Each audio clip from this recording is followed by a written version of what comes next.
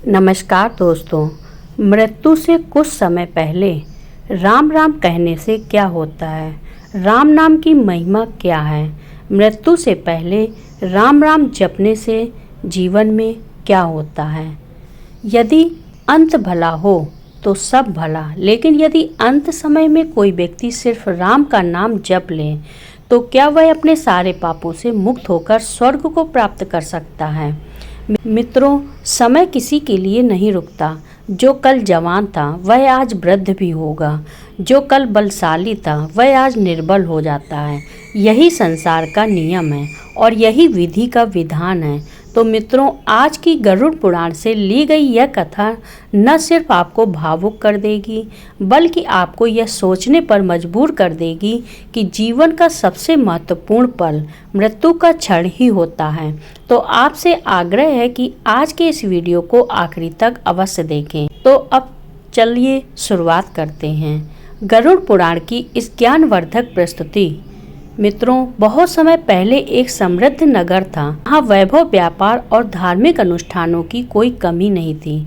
नगर में बड़े बड़े मंदिर थे जिनमें प्रतिदिन भजन कीर्तन होते, संत महात्मा धर्म के मार्ग पर चलने की शिक्षा देते और श्रद्धालु भक्तगण ईश्वर के चरणों में भक्ति लुटाते थे। मित्रों, इसी नगर के एक कोने में रामू नामक एक व्यक्ति रहता था, परंतु वह इस धार्मिक वातावरण से बिल्कुल विपरीत था।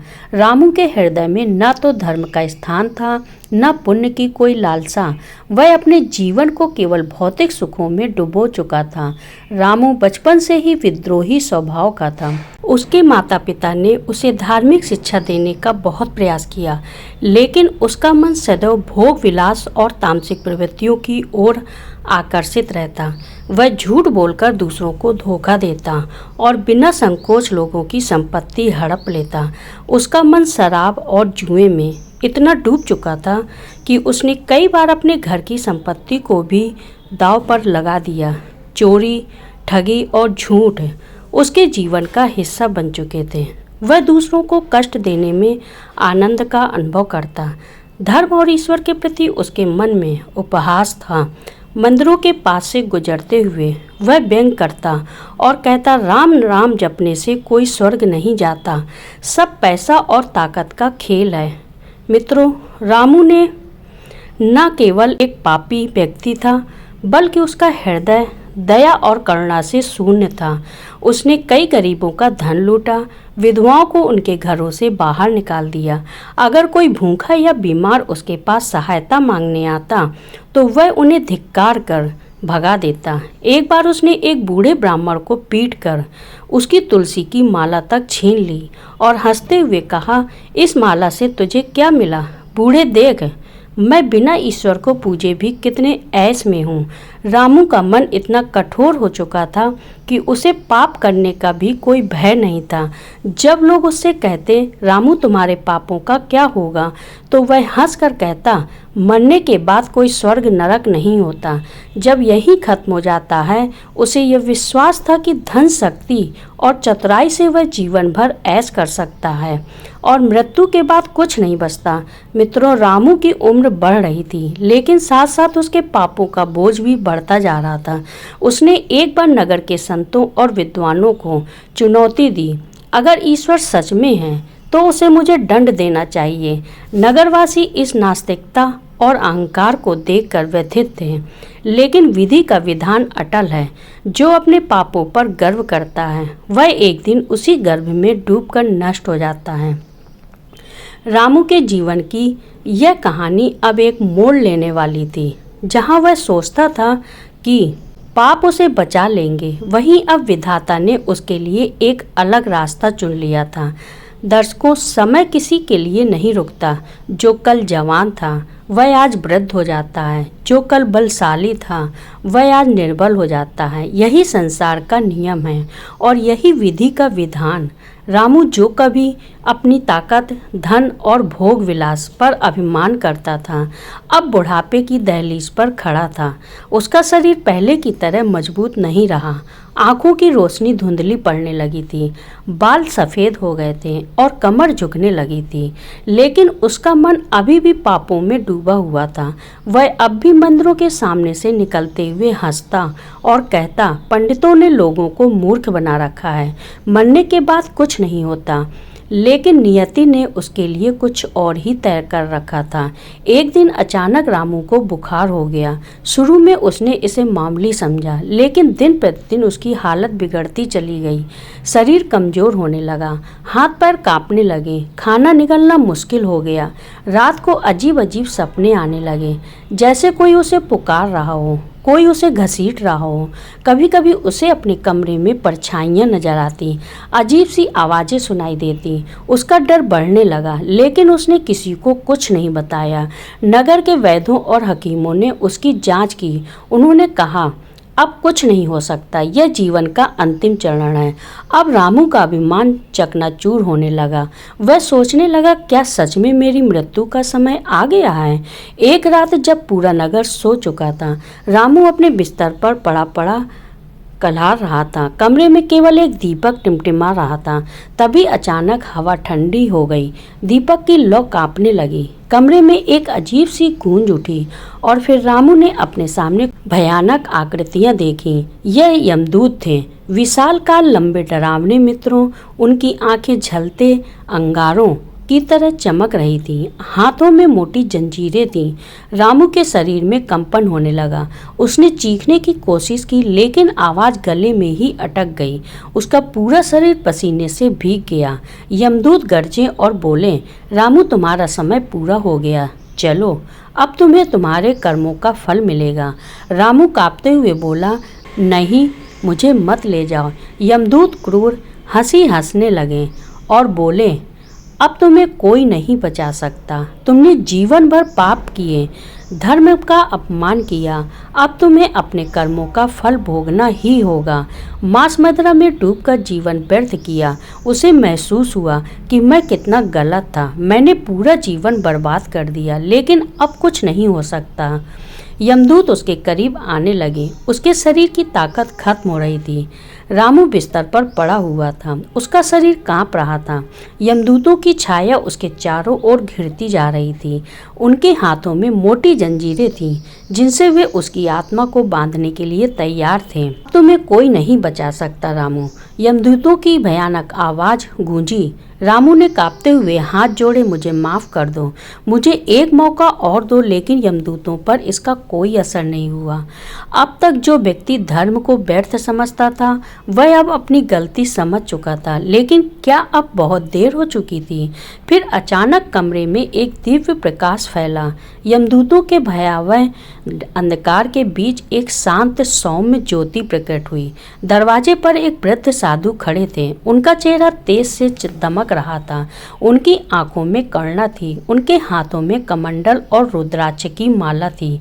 यमदूतों पीछे हटने लगे। उनकी शक्ति कमजोर पड़ रही थी, मानो उस साधु के तेज के सामने वे असहाय हो गए।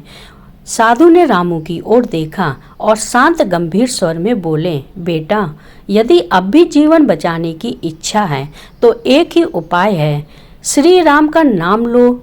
मित्रों, रामू की आंखों से आंसू बहने लगे। उसने कांपते हुए कहा, क्या सच में राम नाम मुझे बचा सकता है? साधु बोले, ईश्वर कभी देर नहीं करते। यदि अंत समय में कोई सच्चे हृदय से राम का नाम ले ले तो उसके पाप नष्ट हो जाते हैं। मित्रों, यह सुनकर यमदूत क्रोधित हो उठे और बोले, यह झूठ है, इतना पापी व्यक्ति स्वर्ग नहीं जा सकता। लेकिन साधु मुस्कुराए और बोले, यमराज के न्याय में दया भी होती है। जब तक अंतिम सांस बाकी है, तब तक मोक्ष का द्वार खुला है। रामू ने अपनी पूरी शक्ति जुटाई। उसकी सांसें टूट रही थीं, लेकिन वह पूरी श्रद्धा से बोला, राम राम श्री राम। मित्रों, जैसे ही रामू ने राम का नाम लिया, एक अद्भुत घटना घटी। अचानक कमरे में एक दिव्य प्रकाश फैला और भगवान विष्णु के दूत प्रकट हुए। वे श्वेत वस्त्र पहने थे, उनके मुकुट चमक रहे थे और उनके हाथों में दिव्य कमल थे। उनका तेज देखकर यमदूत कांप उठे। यह आत्मा अब हमारी है, विष्णु दूतों ने कहा। इसने अंत समय में प्रभु का स्मरण किया है, अब यह स्वर्ग जाने के योग्य है। यमदूत अब कुछ नहीं कर सकते थे। वे गुस्से में गुर्राए, लेकिन उनके पीछे हटना पड़ा। फिर वे धुएं में विलीन हो गए। रामू ने देखा कि एक सुनहरा विमान प्रकट हुआ। वह श्री हरि विष्णु का पुष्पक विमान था। फिर विष्णु दूत बोले, आओ, अब तुम्हारी आत्मा को भगवान के धाम ले चलते हैं।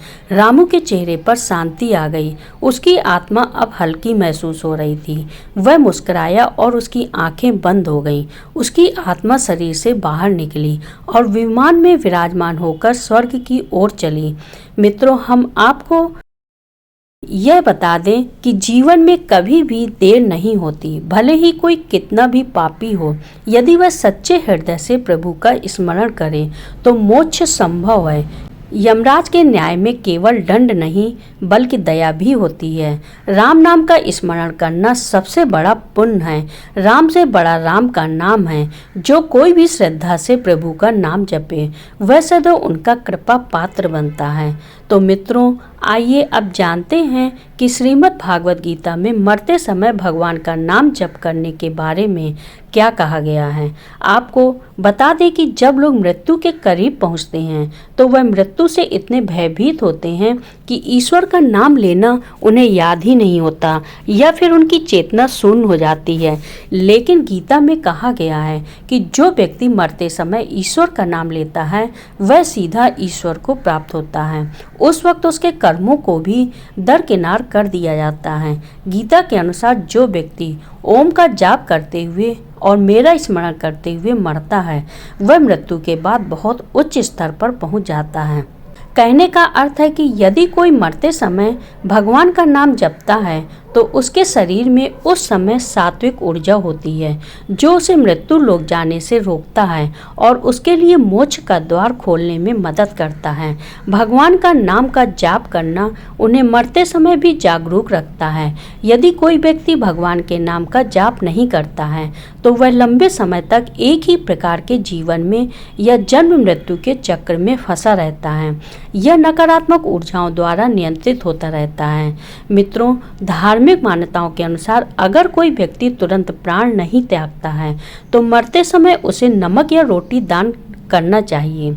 इससे उसके शरीर में कोई ऊर्जा फंसी नहीं रह जाती और व्यक्ति को प्राण त्यागने में भी पीड़ा कम होती है। उन पर नकारात्मक ऊर्जाओं के प्रभाव की संभावना भी कम हो जाती है। साथ ही हम आपको यह बताएं कि जब व्यक्ति मरता है तो उसका शरीर शून्य हो जाता है और वह अचेत अवस्था में होता है। ऐसे में ऐसा होना संभव है कि वह भगवान का नाम लेना भूल जाए।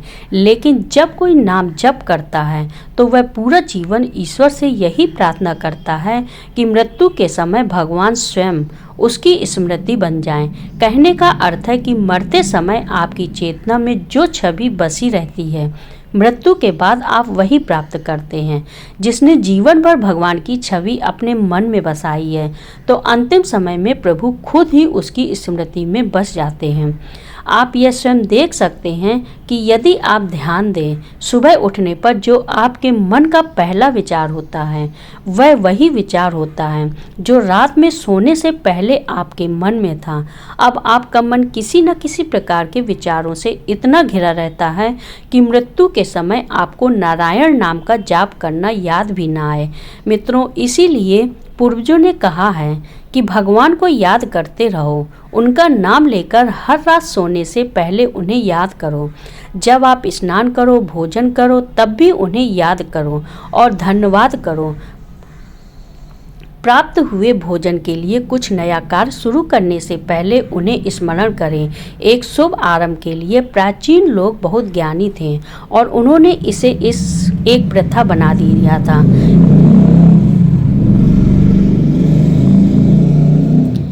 प्राचीन लोग बहुत ज्ञानी थे और उन्होंने इसे एक प्रथा बना दिया था। इसलिए जब कोई एक नई दुकान खोलता है, पहला काम जो उन्हें करना चाहिए वह है नाम स्मरण।